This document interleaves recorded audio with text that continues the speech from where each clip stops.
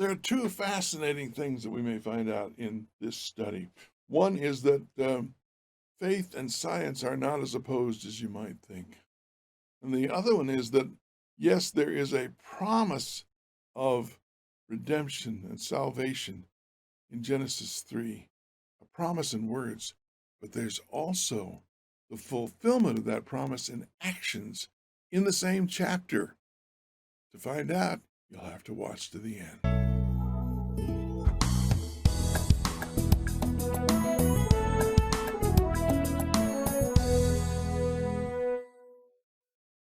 Our memory text is from Romans 5. Therefore, just as through one man sin entered the world, and death through sin, and death spread to all men, because all sinned. Paul's making a case here that death entered through one man, and that life was then restored by one man, the first man being Adam, the second man being Christ. He's the second Adam. We're going to look at this death in a sinful world. Last week was rebellion in a perfect universe, and now we have death in a sinful world because, as we find out in other texts, Satan was hurled to this world, this earth, and here he was limited and to one tree, in his agent, the serpent, and this is where we will encounter him and where humankind encountered him. In this week's lessons, we'll look at it. Now, the lesson topics we have for death, they're statements in tension, he says. Deceived by the serpent, you will not die, consequences of sin, and the first gospel promise. Now, what you really see here is two basic things, two basic pieces. These statements in tension, this tension will be resolved, kind of, in our lesson, through deception by the serpent and so forth. And then there's the first gospel promise, which is, yes, it is the one that you're familiar with, but there's another one that is almost more solid in its own way. And we'll see that if you stick clear to the end, because that's how long it takes to get to this point. All right, statements in tension. Well, what we're really talking about is different ways of knowing intention. It isn't just statements in tension, but two different ways of knowing. Now, we don't think of these as different ways of knowing. We think of science as establishing facts, and therefore we know something. But we think of faith as believing something, which may or may not be true. And if you say, I know that, you are making a statement that's much more emphatic than when you say, I believe that. Well, let's see what's involved in these two ways of knowing, because that comes into conflict early on in the story, and certainly early on in the Bible, and certainly early on in our studies. Faith and science are two different ways of knowing. Now, we think the science has to do with experience, but that's not, it's not science alone. Faith also relies upon experience, because we know what God has done for us in the past. We have faith for the future. And so then we have to look at what are the sources of knowledge for these two approaches, because that's where the contrast between these different ways of knowing really comes to the fore. Now, empirical knowledge is how science knows things. In science, knowledge gained from experiment and observation rather than from theory. In many ways, theory is a matter of faith. I believe this because of this evidence. And that's what faith is anyway. God does not ask for blind faith, by the way. He never asks for blind faith. When people say that, they don't know what they're talking about. Because in the Ten Commandments, for example, it begins with, I am the Lord your God who led you out of the land of bondage, out of the land of Egypt. And then he gives them the law. In other words, great faith is always based on what God has already done, his gracious acts in the past. And he always does these things before he asks us to have faith. So the evidence is there. We see this. This is the God who has done this, this, and this. Therefore, trust me, because that's the real issue. I can't say that enough times. I say it all the time, but it's so crucial What was lost in Eden was trust, and what will be reestablished for those who want to be part of the new earth is they will learn to trust God again. Something that I certainly haven't accomplished, but I'm working on it. I'm a work in progress. So we just read the definition here. Science gains knowledge through empirical means, which of course means experiment and observation. So if I take something and I drop it, I think that, what I let go, well, there is gravity. We could put it that way. That's the theory of a definition of a force. But what we have is that if you let something go, it falls. It's unsupported, it falls. That's empirical knowledge. That's an experiment. You can try that. Faith has, though, revealed knowledge as well as empirical knowledge. Empirical knowledge cannot tell us where we came from. It cannot tell us why we're here. It cannot tell us what our purpose in life is. Can't do that. There's no way, for one thing, to have a control group. And we live our lives once, and we don't get a chance to try it this way and then try it that way. Science is primarily about sensory input. What we can perceive with our senses, not the five senses. We have more than that, but also a microscope or telescope, for example, increases our visual perception. We can see more things, but we're still seeing them. That's why an electron microscope has a screen. It has to show us what is happening at a very small level. We can hear things we can measure those things. We can invent microphones and other things that can magnify sound, and can demonstrate sound levels that we cannot hear. But we cannot hear them, but we can use these instruments to increase our range of hearing, as it were, and so forth. All of our senses come into play.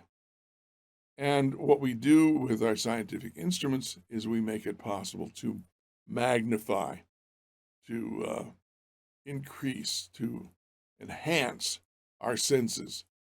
But in the end, that's what we're stuck with.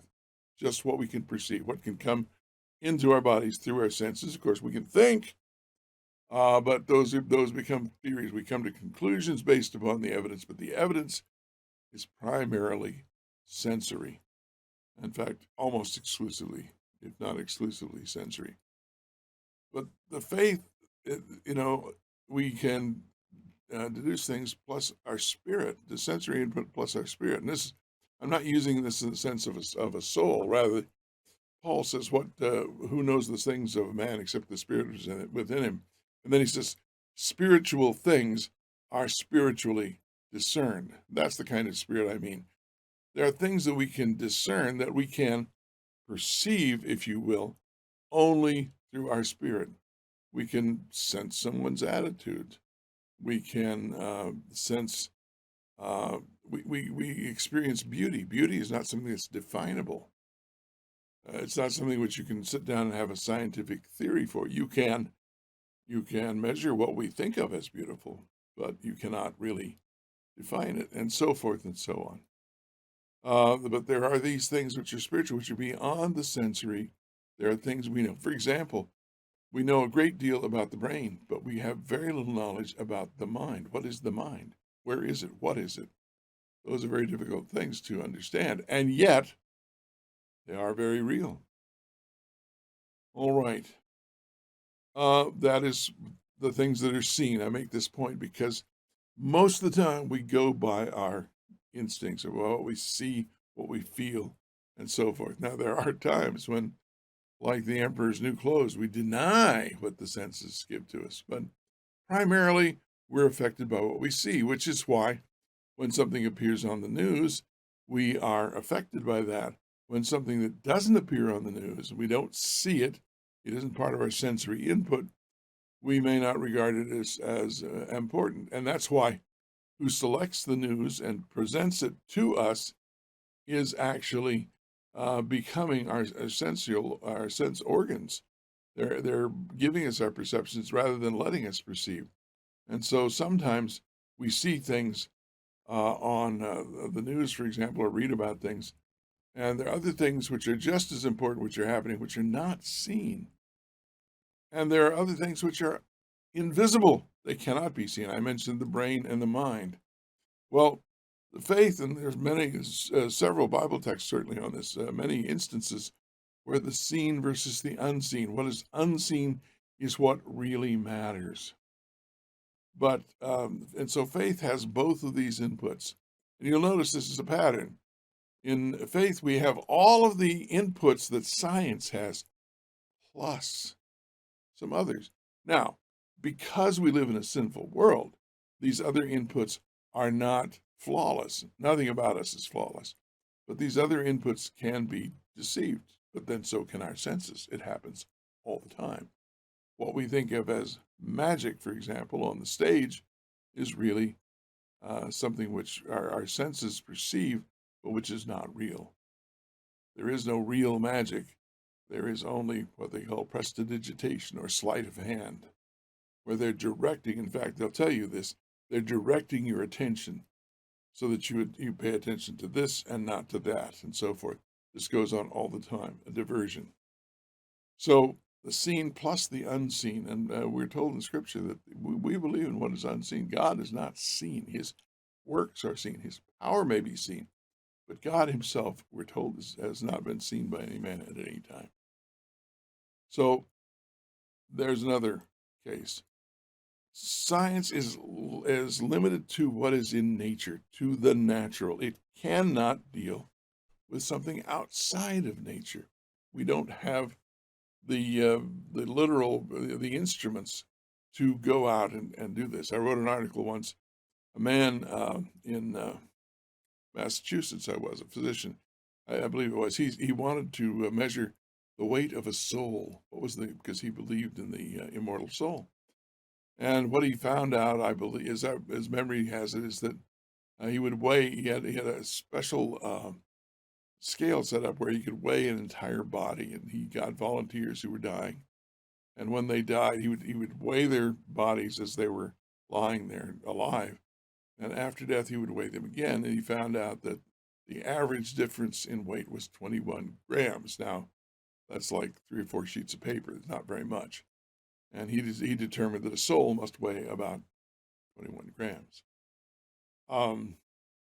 Of course, it could have been just simply the exhalation, but when they say someone expires, they breathe their last and that goes out. I don't know, but of course, I don't believe in the immortal soul. The point simply is that we cannot go beyond these things. If there is a God, he's not subject to experiment.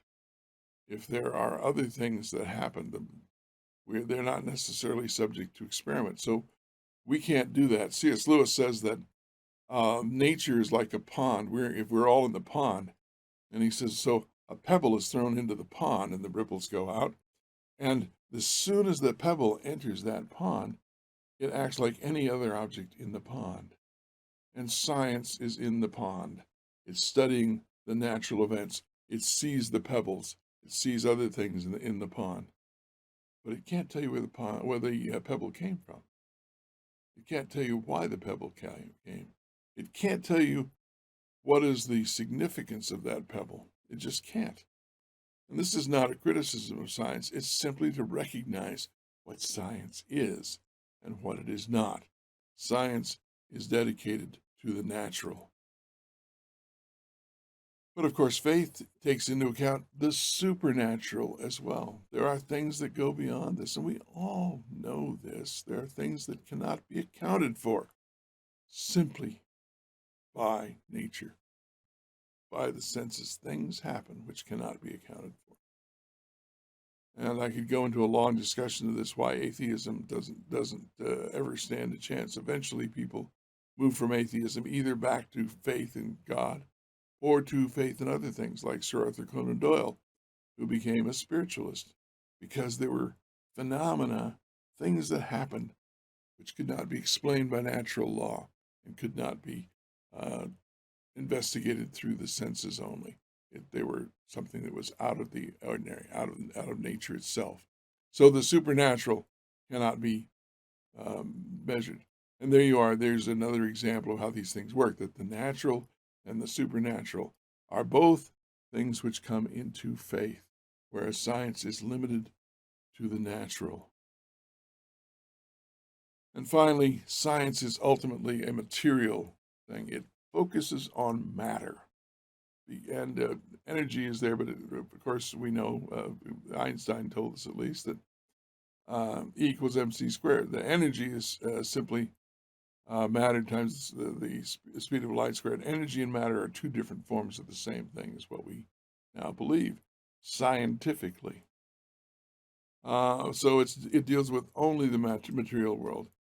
But there are things which are immaterial. As I mentioned, the mind is immaterial. It may depend, and probably does, it seems to depend on a material thing, the brain. But the mind itself is not a material thing. And there are many things that are like this.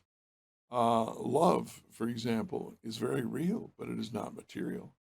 It may respond, it may be evoked by material objects, but it is not primarily a material thing. It is instead an immaterial thing. It is something which transcends all of these other things. So understanding that is really important. That's where we come in here, is that these two different ways, science and faith, are two different ways of knowing. But if you've been paying, it doesn't take a lot to take a look at this to see that faith has an added dimension, if you will, or maybe more than one dimension. Whereas science is limited to material, the natural, what can be seen and sensed, what we can experience directly. Faith is not limited to those things. Faith goes beyond that. And these other things are nonetheless real for being immaterial. And so there are different ways of knowing things. And actually, now, of course, we can be deceived either way. Science has made mistakes, and faith, people can have mistaken faith. That's not saying that either one of these is perfect, but it is to say that faith has a broader source of knowledge than science. Science is wonderful. It is a great thing that has helped us in many ways, but it isn't all knowing. It cannot begin to plumb the depths of human experience. And so there are different ways of knowing, but faith is actually the broader type. Again, because it's broader, it's possible to be deceived. That's not the issue. It's possible to be deceived scientifically as well.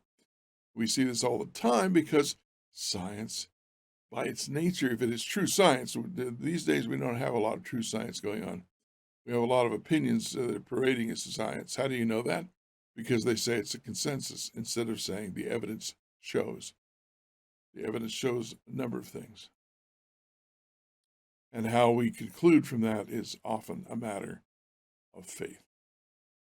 But science is limited to those sorts of things. It's limited to the material, and it is not a great a source of knowledge. It's not as a comprehensive source of knowledge as is faith.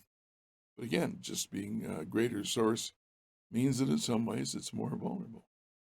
So if we were to do a Venn diagram, where they have the circles that overlap and so forth, of science and faith, they would not be overlapping in the sense that there would be two circles with separate areas. Rather, that Venn diagram, you notice that it gets fuzzy on both ends because both in the broader and in the finer, in the terms of the universe and these large structures, it's more and more difficult to measure with any precision. And the same as you get smaller and smaller. It used to be that we thought that, Socrates, the Greeks talked about atoms. Atom was the smallest portion of anything that was possible. And then we now discovered there were subatomic particles. There were electrons and neutrons and protons. And then we discovered there are particles beyond that. There are quarks. And they are very unusual. And we don't know how far all of this goes. So as you get to the limits in any field of human knowledge, you find that it becomes more and more ephemeral, more and more fuzzy. So more and more difficult. But however you do it, science is a subset faith. That is, scientific knowledge is a subset of faith knowledge.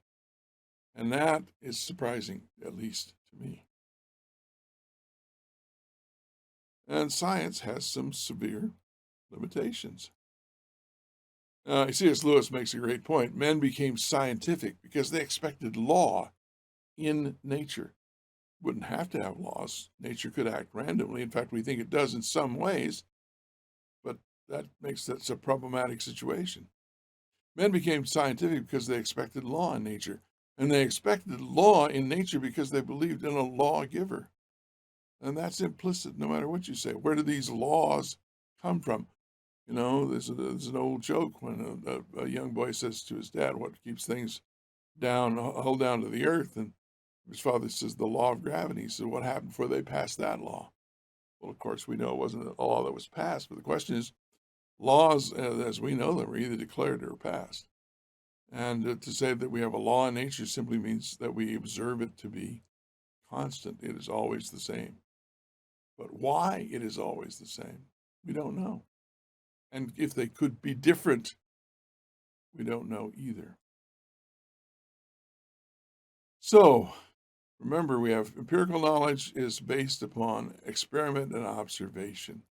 And this is what happened. The very first, earliest experiment that is listed anywhere is when the woman came to the serpent in the garden. Wait a minute, you say. What's that got to do with science? It's all a matter of faith. Listen to the dialogue, to the narrative, to the story. Look what takes place and how the woman makes her decision.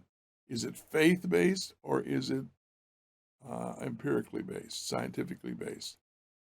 The answer may surprise you. So when the woman saw, remember that science relies upon the empirical, upon what can be perceived by the senses. And she saw that the tree was good for food. Serpent said so, and when she tasted it, found out it was true. That it was pleasant to the eye. It looked good to her. Fine. And it was desirable to make one wise. He said, when you eat of this, you will become as gods. Gods are certainly the ultimate idea of wisdom. And so, and wisdom is desirable, is it not? How can we come to a different question? So she sees these things. She perceives that it's good for food. She perceives that it's beautiful. She perceives that it will make her, that it's desirable to make one wise. And so she experimented. She took the fruit and ate. What she didn't realize, of course, is that not every question, you don't want to know the answer to every question empirically. Is suicide a bad idea? I don't want to know empirically. Is taking, what happens when you take cyanide? I don't want to know empirically. I don't want to find out these things empirically. And that's one of the things that we don't know. The other thing is that this was largely an empirical decision, but it was also a decision based on faith. She trusted what the serpent said. He said it was good for food. He said she wouldn't die. So she based it both on scientific and on faith knowledge. She was deceived in both cases. I mean, it may have looked good and it may have tasted good, but the wisdom that she was sought was not wisdom that was worth having. It was wisdom that she would regret for the rest of her life.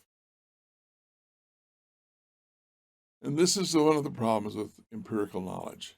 It can tell us what happens when we do certain things, but it can never tell us what we ought to do. It cannot tell us what we ought to do. There are many things like that it cannot tell us. Again, Lewis talks about this. From propositions about fact, okay, it's scientific fact. So if you have a proposition, a course of action recommended or based on facts alone, no practical conclusion can ever be drawn. What does that mean? It means that You have these facts, but you cannot, from just those facts, decide what you ought to do, what is good to do, what is the best to do. It sounds like you ought to be able to, but you can't. Why? This will preserve society cannot lead to do this except by the mediation of society ought to be preserved. How do we know that's true? Okay, this will preserve X, whatever it is. Should X be preserved? We don't know. There's no scientific way of proving that. It simply has to be a moral proposition. This will cost you your life cannot lead directly to do not do this. It can lead to it only through a felt desire or an acknowledged duty of self-preservation. And by the way, we don't value self-preservation above all else. We think there are times when a person should rather die than do certain things. But there's no way of getting there by experimentation. And that's what Lewis is talking about. And so we see that there are two different ways of knowing things, but science cannot answer the most important questions. It can't even address them. It has no way of doing that. It can only deal with the material world and with what is perceived or perceivable through our machines and other devices, which magnify our perceptions. Science cannot answer the most important questions. It is a good way of knowing certain things, but it is not the best way of knowing. Even for scientists, they have to have faith that the laws of science will hold. They have to have faith that these things they do are good, that they matter for a positive way. It's just the way it is. And that's the first key of this lesson, is knowing this. And the second one, we're almost done. It's very short. The first gospel promise is very interesting. We know the one about how the enmity between the seed, the bruising the heel and bruising the head. But here's an interesting one. The Lord God made garments of skin for Adam and his wife and clothed them. What's this have to do with being a first gospel promise? Well, what happened when they ate of the fruit? What happened? God came to them in the garden. They were hiding. And God said, "Where are you?" And they said, "We hid because we were naked." The first apparently tangible knowledge, the first scientific, perceivable result of sin was that they were naked. That they were naked, and they were ashamed to discover this. Whether they were clothed with light, which is a traditional belief, exactly what it was, I do not know. But I do know that the narrative makes it clear that they were ashamed because they were naked. And so,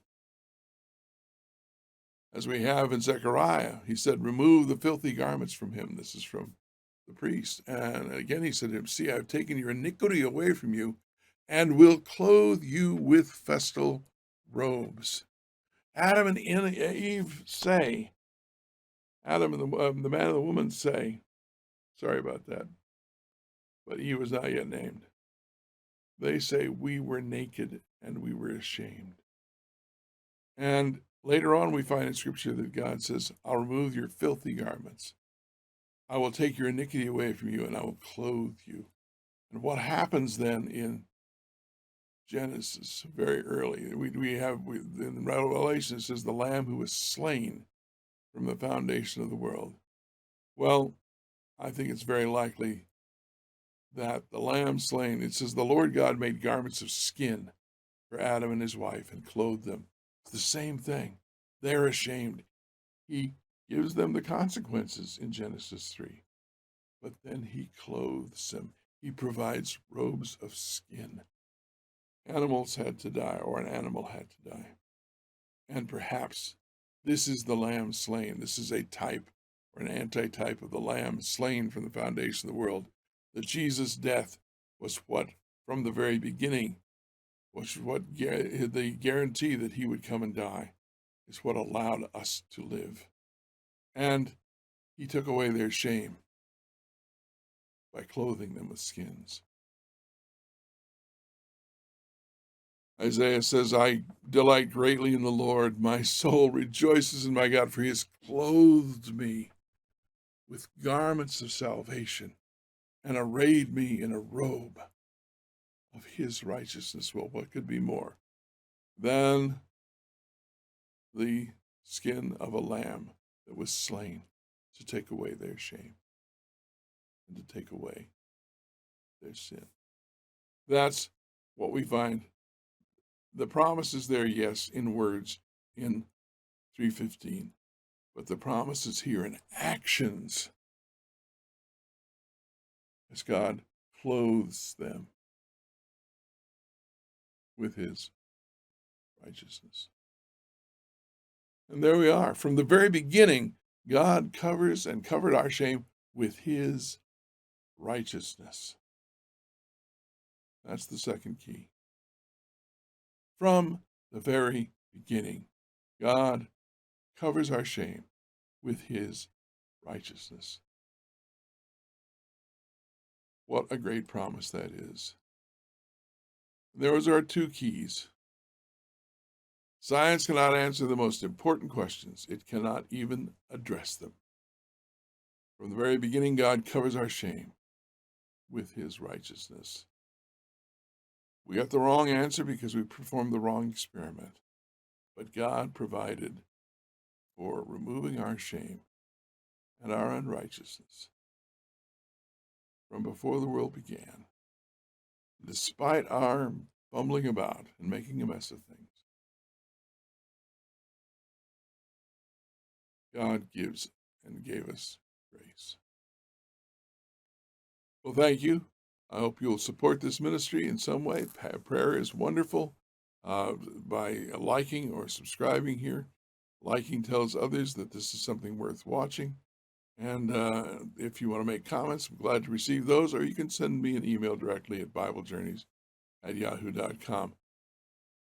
So until next week, then, or approximately it's next week, Lord willing, we'll be able to embark on another Bible journey together. Until then, may God bless you.